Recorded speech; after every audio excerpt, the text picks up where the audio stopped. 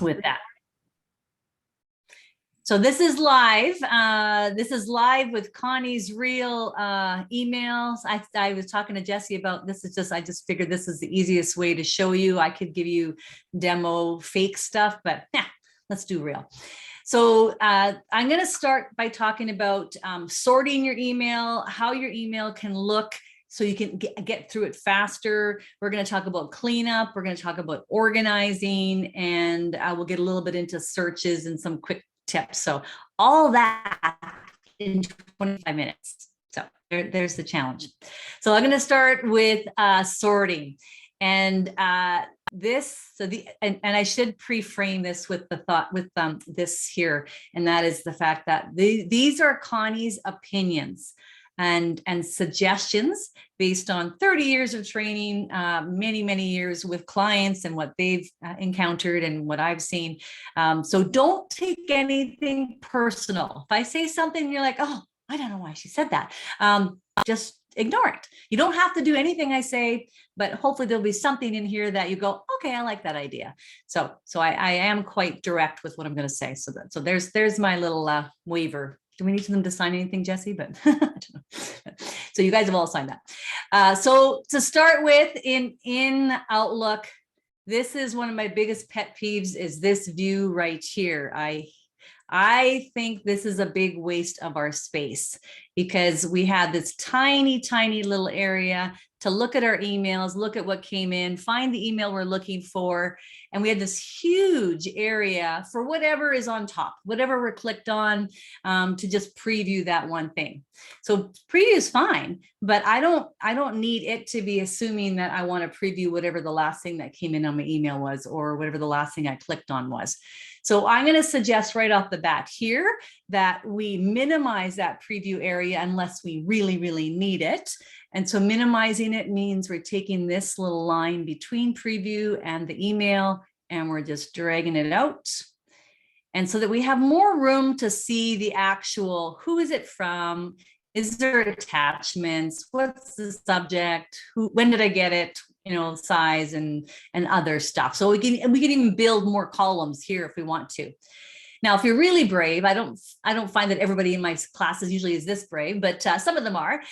You can just get rid of the reading pane altogether, because I like to joke that it is really a pain. I can read it when I'm ready to read it. I don't have to read it right now. So I'm going to do that. I'm going to go to the view ribbon at the top here and choose from there reading pane. So kind of way over on the right here. So hopefully you guys can follow my mouse. Oh, I should be using that fancy mouse, shouldn't I? I forgot to put that one on. Here, this one. Okay, reading pane. And then I'm going to turn it off. Oh no, I don't know what they said. No, that's okay.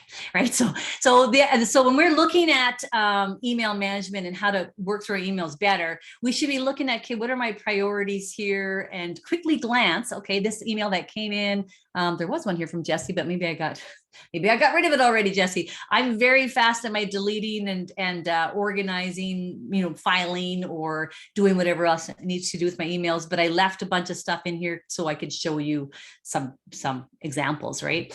But if I needed to see what was in an email, all I have to do is double click on it. And the nice thing about doing it that way is now I'm looking at only this email and not distracted with whatever else is in my list, right? Now I'm focused on this email. I can scroll through it, read it, find out what it's about, maybe make some decisions on it. Because I don't know about you, but I've gotten some emails back from people and they've asked me questions and I'm like, did you read my second sentence in my email or my second paragraph? Because it doesn't look like you did based on your response. So, that's something to keep in mind. Sometimes we're just so distracted by what's on our screen that we don't take full advantage of what's in front of us. So that's why I challenge you to do maybe look at doing it this way, see if it helps you. So that's one tip. The other one here is I've got all these columns showing, and one of the other reasons I really like having these columns showing is it lets me sort my data in different ways. And from there, I can make choices as to how I file things, if I need to delete things, if I want to put some order on stuff. So what I mean by that is right now I'm sorted on my received. So obviously I want to know what came in recently, but if I'm looking at this email for a little while, I might decide, you know what, I want to sort based on who it's from. So I can just go to the from box. And I know there's more than one way of doing this, believe me. There's definitely more options here. But by doing it this way, you're seeing stuff together a little bit more easily, right? So you're seeing stuff maybe from the same group of people together, and it just makes it faster for you to find something. Maybe I don't remember Jesse's name. I just met him and it was like, was it Jess or Jesse or what was his name? Jacob. So I know it's a J, and so I'm scrolling down and I can look for the J's. And actually, I don't even have to scroll. When I sort something, I can just type in the letter and that will go immediately to that name. So there you go. Jesse's not in my, oh yeah, Jesse is in my list here. But it went to Jacob first. So I could go J-E for Jesse. Oh, still not enough, J-E-S. So, I mean, I don't have to keep typing, but if you are going to keep typing to find something, then that's how quick it is. So it is a really neat search. And again, I know you guys, you're saying, well, Connie, I like to search up here. But when you search up here, you are saying, I know exactly what I'm searching for, at least the beginning of it or some part of it. And I only want to see that. Whereas this lets me see a bit more because maybe I was wrong. Maybe I want to see a bit more. So it lets me see everything at once. Just another perspective on it. Maybe that can help you. So one of the things I can do with this though, is I can say, okay, all these emails from Joanne, I can file those. I know I want to keep these ones, but I don't need them in my inbox anymore. I've already dealt with them. So I can take Joanne's name, which is what it's kind of grouped by. See this grouping line here, and I can drag this over to one of my folders here. So now I don't have to select anything. I just grabbed her name, which is what it was grouped by, and dragged it over. And so it put it into this folder. So another thing I'm going to show you is something here called categories. I love categories because, as you can see, I've got 3 subfolders and no subfolders underneath that. How many do you have? Because do you need hundreds of subfolders, or can you group in some other way? And so categories is a way for you to kind of create that second grouping, if you will. And so here I'm actually writing a book on OneNote. So I have a lot of emails from my publisher and all these other people, and these are coming in all the time. So I can take all these emails from them and drag it over for the book. So I'm grabbing book, 13 items, and it's all now in business. So I can go find it in business. I've got a lot of stuff in there. There's way more than 70 emails in business, but I can find things fast because I can use this same sorting mechanism in that folder. So what do you think about that? Are you guys, so Jesse is saying he's using categories. Anybody else using categories? What do you think about the sorting idea? I just want to say, we're clicking on the columns. Yeah.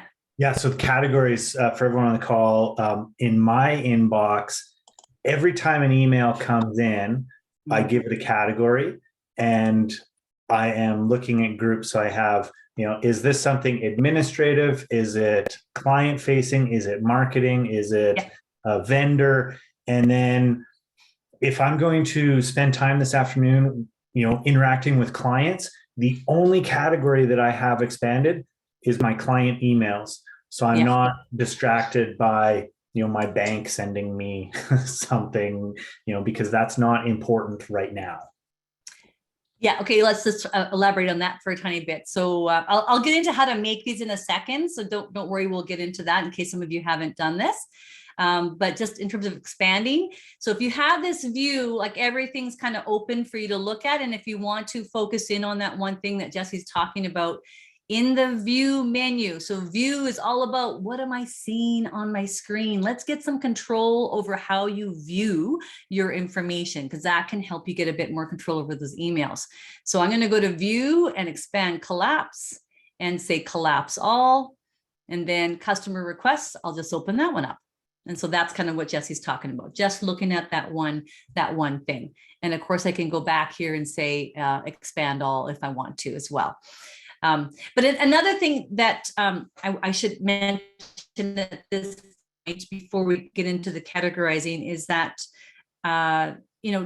categorizing is great. I mean, whether you categorize or not is totally up to you. If you do it right off the bat as they come in, or if you only categorize maybe certain things. So I'm going to take a different take on this than maybe what Jesse's mentioned. And that is, maybe there's just, you get lots of emails back and forth from people within the office or business, but those customers that, or that one person or that one topic that's really, really important for you not to miss, that is the one you want to make sure you categorize. Because I don't know about you, but flagging is something that I see lots of people doing. But the trouble with flagging is if we flag too much, we don't know anymore where the important flags are. But if you give a category to something, you've now named it in a way that helps you find it and understand what it's about.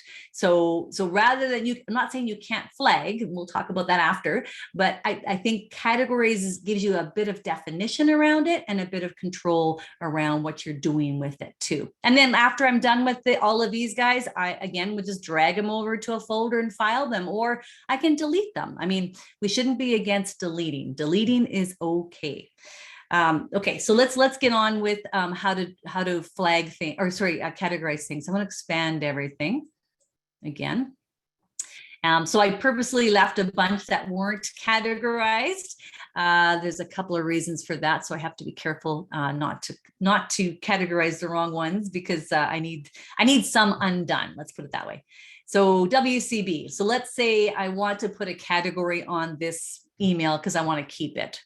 Not technically, I would not. So hoping not on from WCB, but I read it and then I'm done with it. Because if I wanted to look up information about WCB, I could just go on their website. I don't need to keep that forever. But if I wanted to categorize it and keep it, then I can, because I have the category column showing here, I can simply right click and I can pick a category that I've already made, or I can go to the very bottom where it says all categories and make up a new one. So make up a new one and then color code it, right? So I wouldn't call it WCB. I would probably call it, oh, I don't know, maybe I have accounting already. What would be another one? Government, I don't know. And they're not government, but can I say government or large institution? I don't hope I'm not saying this wrong. And let's pick a little color for it. Okay, so it disappeared because right now I'm sorted by categories. So let me just show you where it went. So it's showing up here now. Okay, once I have the categories in place, I could actually say, okay, this is all accounting. Oh, that's an accounting thing. Let me move that over here. I can drag things into my category. See how that works? So that's kind of cool too. I don't have to right click. I can also drag it. So if you don't right click over here, you could right click on the message itself and categorize is available there. And one more place, there's more than one place for everything, you guys. So I'll just show you another place. If I go back to my home ribbon, categorize is on your home ribbon as well. So there is no limit to how many categories you can have, and you can categorize one thing with multiple categories. And the beauty of that is, what did I put it under accounting, or did I put it under the US stuff? You know, was it about the book or was it about marketing? You know, so I could have something might fit into two places, and that's where folders does not work, right? And the thing about folders is I have to keep clicking and clicking and clicking to find the right folder, because I got to go 5 folders deep, right? Whereas categories, I click once on business, then I sort by categories, and I can see, you know, what my divisions are just easily on the screen. So hopefully these are tips that are helping you. What are you guys thinking? Is this something that you can do? Just give me some notes in the comments, so I know I'm not just talking to Jesse. And I'm going to talk a little bit about the beyond the categories. We're going to talk a little bit about cleanup. So getting some of the emails that maybe you don't need, maybe you're going back and forth with your emails to, you know, people that you're talking to throughout the day or maybe throughout the week, and you got conversations going there is an option right beside the delete button that's called cleanup. And I find people don't see it because it's a really small button. And unless you click on it, you don't even see the words. You might see it. Some screens are different than mine, but cleanup is a way for you to say, wherever I have a conversation back and forth, I don't need all the extra parts of it. I only need the last conversation. And so you can do that kind of cleanup on an entire folder or on an entire folder and subfolders if you want. Or as you see here, I could just clean up one conversation if I want. I'm going to do it for my folder. I don't have a lot of conversations because I'm pretty fast at cleaning up stuff, but I kept a couple in here on purpose so that you guys could see how this works. So 74 is my number right now. If I go clean up folder, let's see what happens. So it's giving me a message that is saying, hey, I'm taking all these redundant messages that you don't need because they're just back and forth. And I'm going to take them and throw them into your deleted items folder. So they're not really 100% gone. But otherwise, and I could change that if I wanted to, but I'm going to let it go to deleted items. So I'm going to say, clean up this folder. And I went to 68. So it got rid of 6 messages. I've seen people do this in the class with me, but just realize it will take some time. So if you have thousands of emails in your inbox, cleanup could get rid of 10% of them, might even get rid of more. I mean, I don't know what you do with your email and how back and forth you go. But one thing it won't take is it won't take anything with an attachment, or if you categorize. So in Jesse's case, if he categorizes everything, it won't clean up, because as soon as you categorize it, you say, keep this. You're kind of saying, I want this. And I'm tagging this for this reason. So that's why I didn't categorize a few, just to make sure that this worked for sure for us. And then what's the other scenario? I think it's the attachments, the categorizing, and if you change something about the email. So talking about changing something, let's just go in here. I'll pick that St. Albert one again.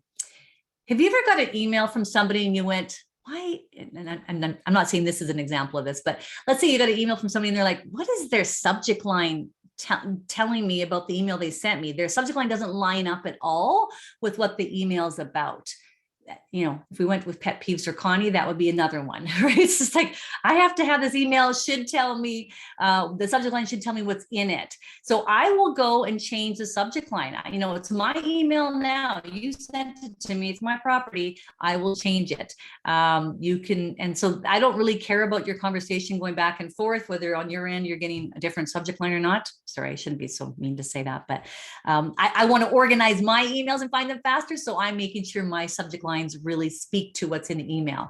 So I will highlight that subject here, and then I'll just say whatever it is. This one's good, but chamber, not that I don't know who it's from.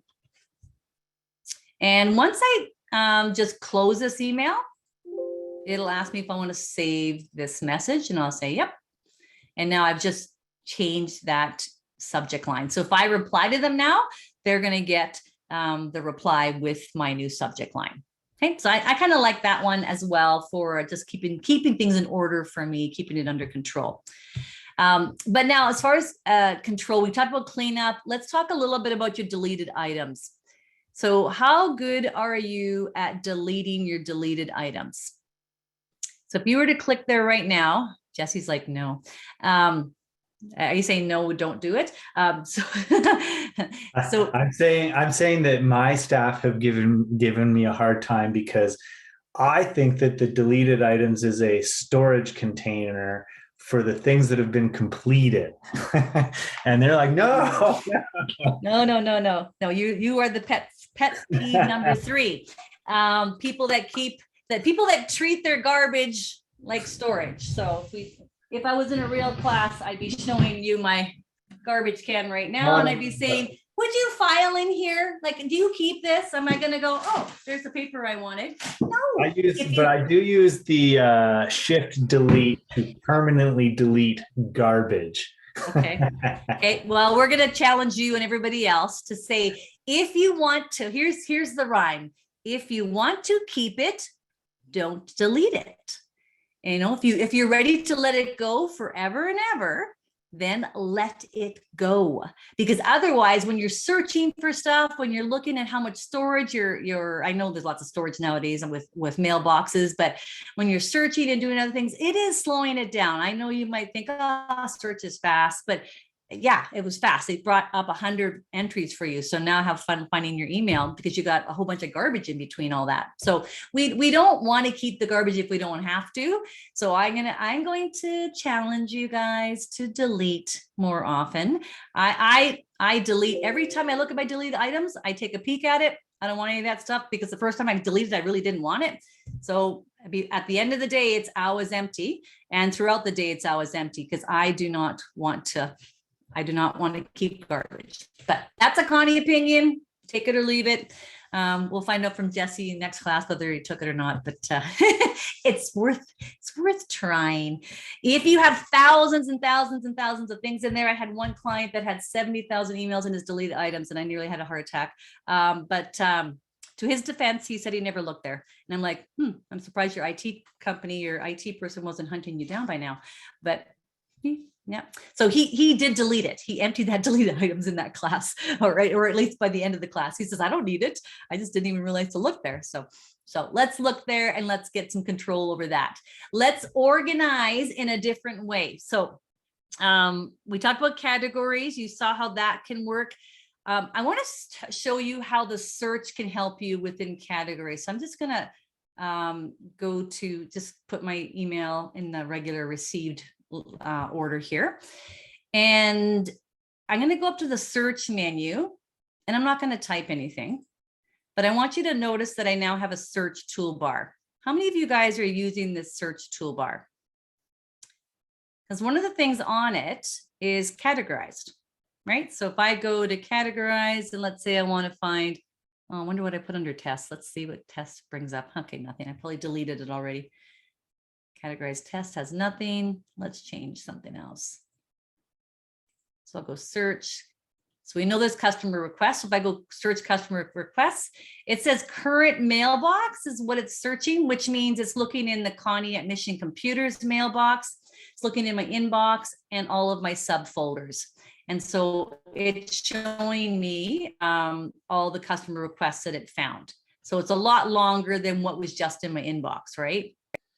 And so that's kind of worth noting. I can also go further with this, and I can say, well, how many of them are flagged? So let's go to customer requests that are flagged. So now I'm kind of doing two things. I forget if I flagged any. Yeah, there's a few that are flagged. Okay, one from Jesse. Okay, and then I could also go, well, which of them were, there should be a date one. Where is my date one? Actually, let's just do which one has attachments. So which one has attachments? So you've got all these parameters, and I could go into even search tools and actually put in any kind of criteria to find something, narrow it down. So apparently none of my requests have, none of the ones with flags have attachments on them.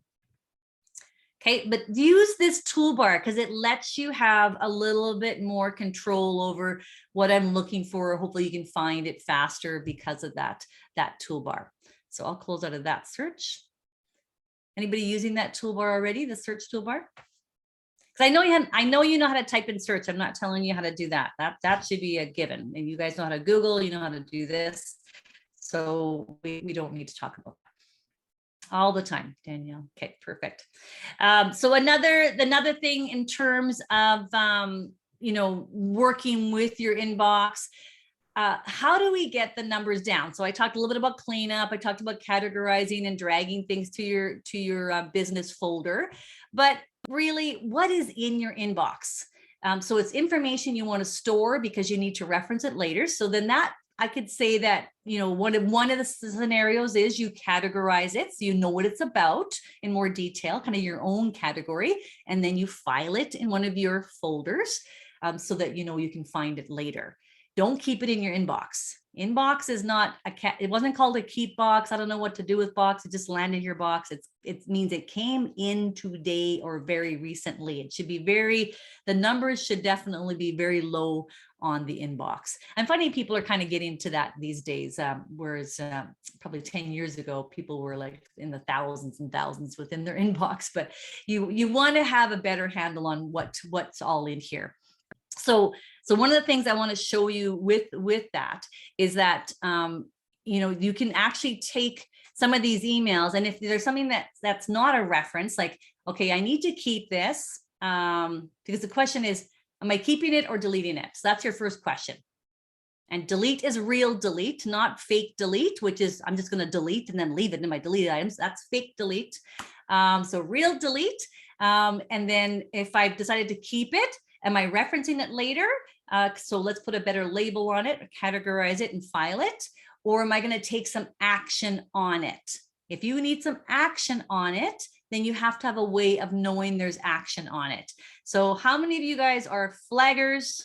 Who are the flaggers out there that flag everything under the sun? I just have to put my flag thing back on here because I took it off earlier. Oops. For some reason, my flaggers all the time. Jesse, help me out here. Why is, oh, I'm picking the wrong one. I'm picking the, no, that's the wrong one. Isn't it flag status? Isn't that the flag one? Yeah, I think so. I took it off. Yeah, I think you deselected it. Should be able to drag it on here. Yeah, that's what I thought too. Okay, your computer person's having trouble. I'll figure out what's going on. I don't know why. Should literally be able to drag it on there to follow up flag. That is just giving me the word follow up, which I definitely don't want that. Anybody knows the answer? You're learning something else about how to organize your columns. I don't know why it's not working. But I've only got like 3 minutes left, so I'm not going to worry about that right now. So it actually is kind of there. If you notice as I hover around stuff that you can kind of see a flag. So if I decide this thing for Jesse, I want a flag, I can just click on it. But the only problem is I can't see the column. That's what, oh shoot, hey, I shouldn't have got rid of that column. I'll have to figure out what went wrong with that, but it is making it yellow. So just know that anything in yellow is flagged. Sorry guys, I don't know why mine's not working. We'll figure it out. Under view and then add columns. In the center. Yeah. Flag status. Which is what I was choosing from the chooser, but okay. Yeah, okay, thank you. I don't know why I wouldn't feel chooser. Oh well. This is why you call the IT guy. Good example. Okay, so we're flagging stuff. That is one way to certainly have something kind of draw your attention. But the big thing about flags is that they shouldn't be increasing to 3 digits for you. Like you need to flag and unflag. You need to be able to organize your flags. You need to be able to use that search and say, you know, as Jesse was talking about, I only want to work on my customer requests. Well, which of them have flags? So I'm going to look at my customer requests, my flags, and then those are the ones I know I need to work on right away. So that could be a strategy, but you shouldn't just flag everything. Oh, this could be important. That could be important. If it's important, why is it important? Is it reference? Categorize it, file it, don't flag it. Flag it could be helpful if you just minimize the amount of flags you have. So another take on this though, is that I don't have to flag something. If I know I want to work on something, maybe I want to get back to Jesse about the webinar for the next month. I can drag this email and throw it into my calendar. And sorry, it just popped up on the other screen here. And this can make an appointment for me. So maybe Jesse and I call Jesse about webinar. So then I can, so it's kind of like a meeting request. I suppose I can actually invite him to this meeting if I want, or maybe I'm just working on this prep for this webinar. So this then goes into my calendar. So now it's helping me to organize some time to work on this email, prep for this, presentation that I have to do. So that's one idea. The other one is take an email. I'm going to take this one, the newsletter from the chamber. And let's say I have to sign up for a course or inquire about one of the trade show they have coming up. I can drag that email over to tasks down. So I'm going to the bottom here, by the way. And then I can say sign up for Expo newsletter. So I'm making myself a task. And so now that will be beside my calendar and also in Outlook task list. How many of you guys are using tasks in Outlook? That's usually the number one thing people do not use. Anybody using tasks? Oh, Daniel's using everything. Yeah. What are you doing here, Daniel? Yeah, we got to get her to teach the course. Okay. Yeah, she can do next week's. Okay, so yeah, the thing about tasks is I can actually take, so let me go to, let's go to the chat, let's go to the chamber one. I'm going to the chamber one.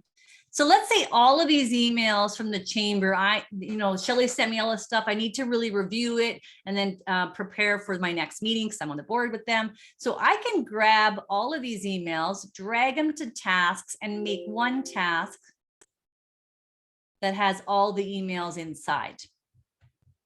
Right now, the only problem with this method is it's not giving me the attachment. So I'm going to I just wanted to show you this though. It's very cool because it's a way for you, you have 7 people that gave their opinion about how you should do the presentation. Throw all those emails into one task. You can see all their opinions rather than having to open each one or print it off. I'm not sure how you read 7 emails at one time, but this is definitely a way to do it. It's just drag it into the task. Let's go out of here. I've got no seconds left, but I'm going to just show you this anyways. We're going to right click and drag. How many of you guys have right clicked and dragged before? This is not a normal thing. Right click and drag 2 tasks. Right clicking always gives you another menu. In case you didn't know that, I'm sure you did, but right click and drag is not a normal one. Copy here with tasks. Don't use move. Don't call Jesse or me about anything you lost if you use move. We're taking no responsibility for that. Use copy. Copy is safer. Okay, yes, I want 5 items. And then all the emails from Shelley are now in here, and I can say review chamber emails. And now they're ready for me to work on tomorrow in my task list. We're done. Okay, so yeah, so I do have more to talk about, but we're done this first time. So Jesse, I think I went overtime, so we're supposed to stop at 25. You know what? I opened my other meeting and they haven't joined yet, so I'm still chatting with you, which is good. I have a question, a challenge to throw at you, because one of the things that I've always wanted to do, and I have no idea if you can do this in Outlook, but I open an email, I read it, and I say, okay, I want to have maybe some comments on the side about what I'm thinking about on this. Is there any way to do that other than maybe putting it in a task? Yeah, no. Okay. So you're like saying, I have an email from somebody and I want to just some of this stuff I can't really open. Yeah. I'll open that one. Just open up one from you. So to add comments that are not necessarily being sent to as an email to you, but not that. That's one thing I've never done, and I'm pretty sure there is. I know we got to get Microsoft to add that in. But anyways, well, hang on there. No, you don't, because you don't want to be living in your email. We need to explore. True. There's so much more. Yeah. So, I mean, we just introduced a few people probably today to the calendar and tasks in terms of how they can work with emails. So put your hand up if you're going to do that now. But the other thing I want you to know is, I mean, you've got a whole toolbox full of other features or other programs like OneNote and Planner and Teams and OneDrive.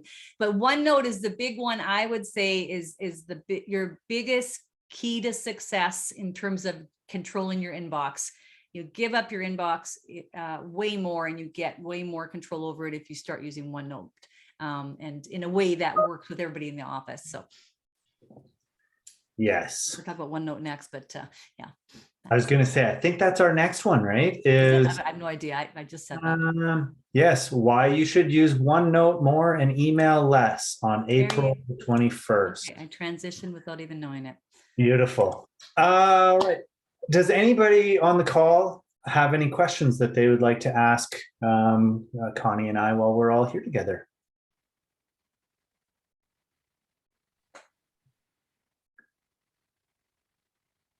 Yes, Danielle, we'll see you on the next one. Can't wait to give you a couple more tips. I've taken a little screenshot of the comments here, because so many of you have just been like eyes wide open here about one or two things. Yeah, and this is half an hour. I mean, I teach this kind of stuff for 3 hours minimum. Sometimes I'll go a whole day, and I know people go like, "Why am I taking a whole day of Outlook?" Well, because Yeah. you didn't even know half an hour's worth of stuff. So no, I'm not saying that to you guys, but I mean, people don't know what they don't know. And there's just so much to it. And it's beyond the toolbars. It's also a fresh perspective on how to look at it and how it intertwines with other systems too. So.